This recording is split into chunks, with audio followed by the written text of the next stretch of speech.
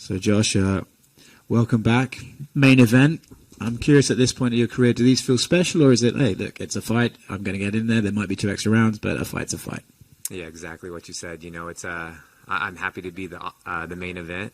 I'm happy to be back with fans in a crowd, and yeah, but it's just another fight. You know, I don't look at it any other way. I always prepare the same. I've been preparing for a 5-6 round fight my entire career. So yeah, there could be possibly 2 more rounds, but it's no different to me. You mentioned the fans. I feel like a lot of fighters have sort of thought, well, it won't be that different without the fans. And then they fight without the fans. They go, that was shit. I don't want to do that again. Are you the sort of guy who needs fans to really get the best out of yourself? No, like I don't need fans to get the best out of myself, because at the end of the day, a fight's a fight. You know, if I was walking down the street and someone did something to me, I'm going to fight them. I'm not going to not, if I need to, but yeah, a fight's a fight. But I love the fans. Like I love the energy they bring. I literally feed off that energy in the crowd and stuff like that.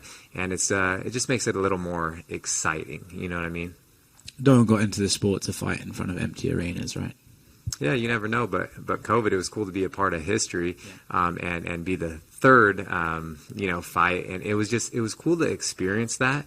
But it was weird, man. It was silent in an empty hangar, and you could hear every punch and kick and thud and slap. So it was definitely a different. But I was glad I got to do that as well.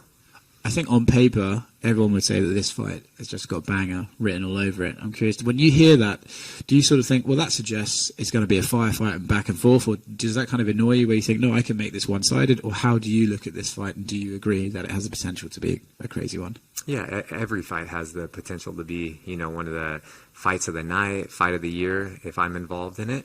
I feel like every single fight I've been in, everyone's like, this is a banger, this is going to be fireworks. So it's, and it will, but at the end of the day, it's like, I really do not know what's going to happen. It could be the toughest fight of my life, or it could be the easiest fight. And that's with every single fight. I prepare so hard for every single fight. I give all my opponents the utmost respect, and I know how good they are. And as you climb the ranks, they're even better. So yeah, I'm prepared. That's about it. You know what I mean? But every fight there's gonna be violence. That's for sure. You know what I mean? Like, he's gonna be trying to take my head off. I'm gonna be doing the same thing with every strike I throw. I'm trying to finish the fight. So we'll see what happens when I talk to you guys on Saturday night. He's a tough guy, right? So when you say that, I'm going to be throwing everything with the intentions of putting him out, I know you're a professional and you understand that a fight doesn't go how you plan it, but do you have to have a mindset of, hey, he might still be there after a couple of rounds, even if I'm hitting him with bombs and stuff? Yeah, of course.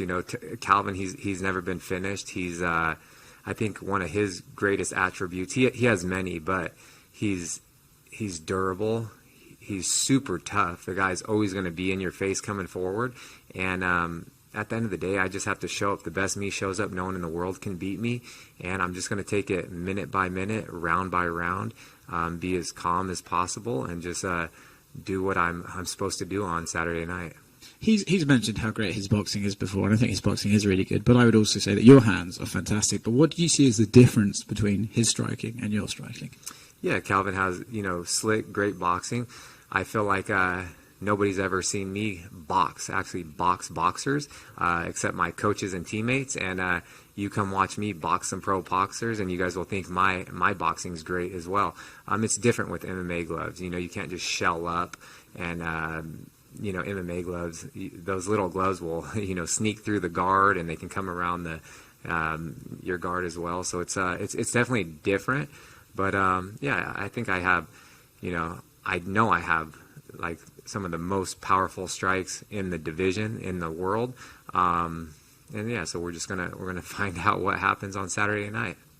You mentioned the division that Volkanovski's been saying, I need new challenges, I need new people to step up, I need these guys. Obviously, he has to get through Max, and that's a tough fight. But do you think this one sort of makes you put your hand up and say, you asked, and now you've got it, I'm the new guy?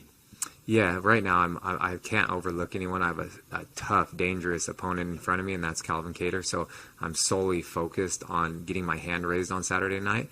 But after I get my hand raised, man, you better believe I'll be the new blood to mix things up. And yeah, that's the ultimate goal. Thanks, man. Thank you. Hey, Josh. Hey, how you doing? What's the relationship with Shane Burgos like now? I saw that you brought him in to kind of emulate Kattar.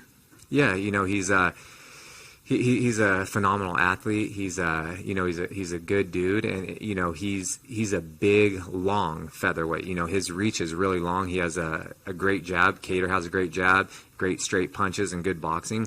So I reached out to him. My coaches and I were talking like who could emulate a lot of things, and I usually use my teammate and friend Andre Feely. Great look for a lot of opponents, but he had just fought and things like that. So we reached out to Burgos, and he was down for it. So I flew him and his brother out. Just good looks and things like that. And we showed him like around Sacramento, took him out to some great restaurants. My favorite Japanese place in Sacramento, Crew. My buddy owns that. And we had great training, and I think he's going to come back out after his fight. He has a big fight coming up, I think in July sometime. And if he ever needs any help or training partners, I'll be happy to return the favor. And of course, you guys went to war in the cage. Did you guys like kind of reminisce on that fight and talk about it? No, not really. Maybe a little bit here and there. We talked about certain things that kind of like. The funny thing is, after spending a week with him and really getting to know him, it's like our philosophy on a lot of things are pretty similar. We think the same. Even like I would say something, he's like, "Man, I've never heard anyone say that," but that's exactly how I think of it.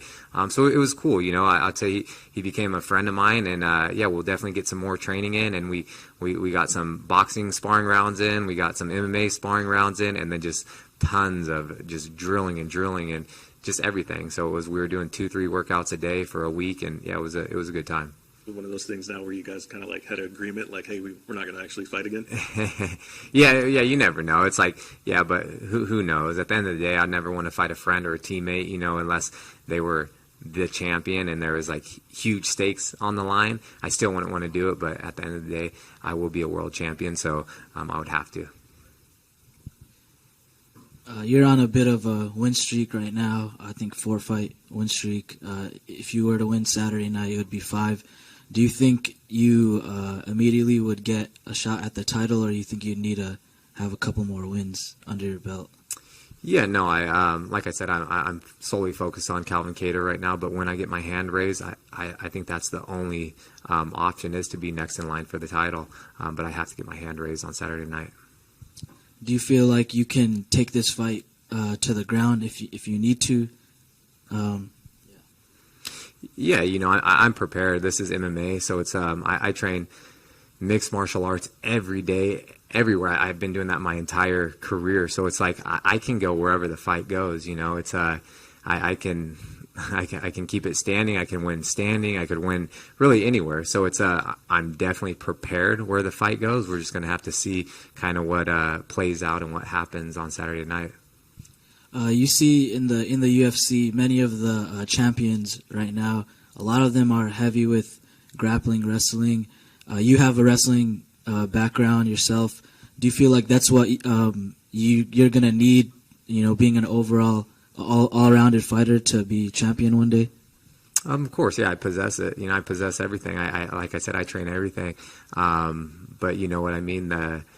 I know what the fans want to see. I know what Dana White and the UFC wants to see, and that's why I fell in love with boxing and striking, and I wouldn't be in the position I am today if I wasn't standing there and throwing huge bombs and knocking people out.